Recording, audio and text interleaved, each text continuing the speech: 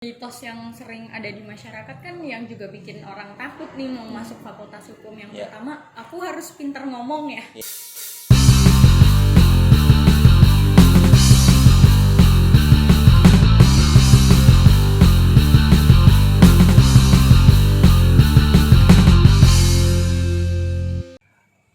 Halo Sobat Hukum, ketemu lagi dengan saya Angga Ruswan dan Mbak Kirani. Yang di video yang lalu kita sudah ngobrol-ngobrol terkait gimana atau mitos-mitos untuk masuk di Fakultas Hukum ya, dan cerita polemik-polemik yang dialami sama Mbak Kirani ya, Mbak Kirani ya. Mulai dari Fakultas Ekonomi, Saintek sampai ke Fakultas Hukum. Oke, itu. Kalau misalkan kepingin tahu gimana ceritanya, bisa langsung cek ke video kita yang sebelumnya ya. Oke, dan kali ini kita pingin ngobrol lebih in-depth nih, Mbak. Seru ya. Gua ya. Jadi kita ingin ngobrol lebih in-depth nih sebenarnya. Nah, apa sih Fakultas Hukum itu seperti apa, dan karakteristik mahasiswa di Fakultas Hukum itu seperti apa kayak gitu ya.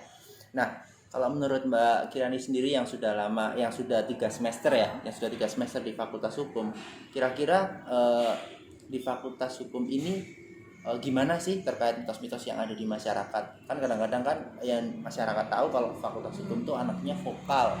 Mahasiswa hukum tuh harus vokal. Mahasiswa hukum itu harus mengikuti organisasi ya teman-teman ya. Katanya harus mengikuti organisasi. Fakultas Hukum itu harus pintar mendekati jajaran pemerintahan katanya, biar lebih inilah, maksudnya 11-12 sama Fakultas Ilmu Politik lah ya. Karena kan mereka memang nggak bisa jauhkan ya kan, politik dan hukum kan memang berkaitan erat. Nah, kalau menurut sudut pandang Mbak Kirani ini gimana? Yang sudah 3 semester nih, 1,5 tahun kan 3 semester ya? 1,5 tahun 3 semester. Oke, jadi Fakultas Hukum memang bener sih tadi. Kayak orang tuh mandangnya Fakultas Hukum dan jurusan ilmu politik itu sama, nggak ada bedanya. Padahal itu beda. Memang ada kaitannya, tapi dua-duanya beda. Mitos yang sering ada di masyarakat kan yang juga bikin orang takut nih mau masuk Fakultas Hukum. Yang pertama, aku harus pintar ngomong ya. Kalau pintar ngomong, dari aku udah 3 semester ini banyak kok teman-temanku yang dia memang dasarnya pendiam. Itu banyak kan. Kalau misalnya emang dasarnya pendiam, udah, jadi nggak perlu pintar ngomong, asalkan kalau kamu disuruh ngomong. Jangan lari kalau suruh ngomong. Saya suruh ngomong, lari.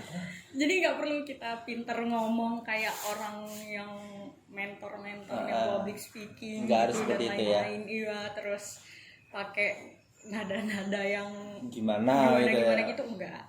Asalkan ketika misalkan kamu ditanya dosen, kamu disuruh ngomong, disuruh berpendapat gitu, ya udah kamu ngomong ya benar. Karena kan kayak yang aku bilang di awal tadi, di Fakultas Hukum ini nggak ada yang salah.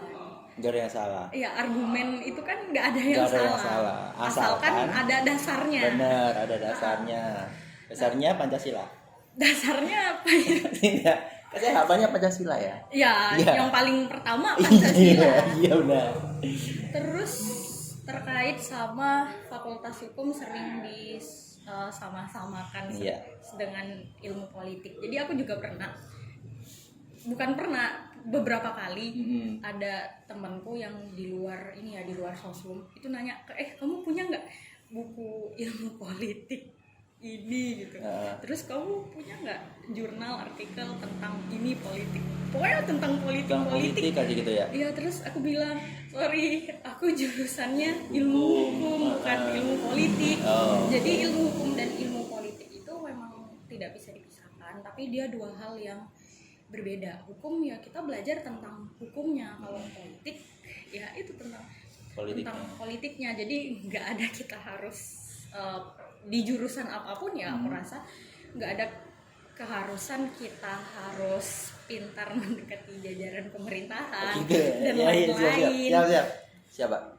Terus apa ya tadi? Ya itu tadi, kira-kira harus pintar orasi enggak, atau harus ikut organisasi? Oke. Kalau harus ikut organisasi, sebenarnya itu balik lagi ke individunya.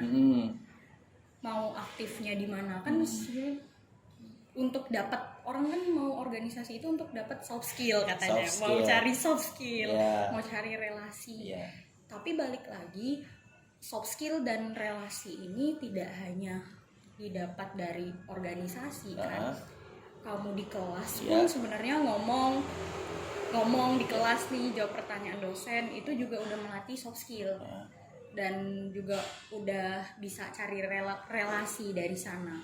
Jadi keharusan ikut organisasi itu nggak ada, balik lagi ke orangnya. Pertama, mau atau enggak ikut organisasi. Yang kedua, mampu atau enggak, karena banyak yang kadang-kadang mau tapi nggak mampu, terus mampu tapi dia nggak mau. Ya. Dan banyak juga di fakultas hukum ini kan karena ngerasanya nyantai, kuliahnya santai nih di awal-awal maba kan santai banget. Nah banyak yang jadi akhirnya ngambil organisasi itu banyak banget. Itu kan takutnya juga nanti keteteran. Jadi disesuaikan sama kemampuan masing-masing. Balik lagi itu nggak harus kok, tapi memang lebih bagus ya. Iya, lebih bagus berorganisasi supaya kamu punya pandangan yang luas, ya kan. Yang ada beberapa hal tuh yang memang nggak kita dapat di dalam kelas. Apa itu? Minuman, makanan, McDonald ya. Kan kalau di organisasi itu kita ketemu orang tuh, ketemu banyak orang dengan latar belakang yang berbeda-beda, sifatnya beda-beda, otomatis nanti pemikirannya juga beda-beda. Nah, ketika kita dihadapkan dengan suatu masalah misalnya, nanti solusinya yang muncul kan juga beda-beda. Nah, di sana kita bisa belajar gimana sih menghargai pendapat orang lain gitu kan.